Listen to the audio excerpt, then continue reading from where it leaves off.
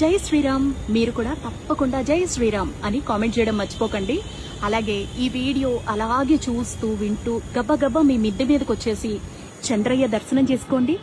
ఈ రోజు ఎవరైతే చంద్రుడి దర్శనాన్ని చేసుకుంటున్నారో సాక్షాత్తు శ్రీరామచంద్రమూర్తి వారి దర్శనం జరుగుతున్నట్టే. ఎందుకో తెలుసా?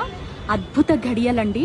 మన శ్రీరామచంద్రమూర్తి ఎలా అయితే అభిజిత్ ముహూర్తంలో గురువారంతో కూడుకున్నటువంటి పునర్వసు నక్షత్రంతో కూడుకున్నటువంటి నవమి తిథి నాడు చైత్ర శుద్ధ నవమి నాడు జన్మించారో అదే ఘడియలు ప్రెజెంట్ మీరు ఇక్కడ చూస్తున్నారు. ఇవాళ మార్చ్ 26, 2026 సంవత్సరం గురువారం. ప్రస్తుతం పునర్వసు నక్షత్రం అనేది వచ్చేసింది. అలాగే నవమి ఘడియలు కూడా వచ్చేసాయి. కర్కాటక లగ్నంలో ఉన్నాము.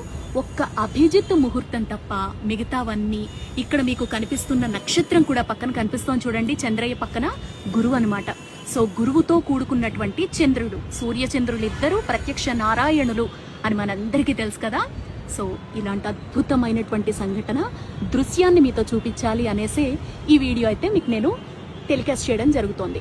సో వెంటనే మీరు మీ మిద్దె మీదకు వెళ్ళిపోయి రాత్రి లోపల శ్రీరామచంద్రమూర్తి వారి దర్శనం చేసుకుని జై శ్రీరామ్ అని గట్టిగా అనుకోండి.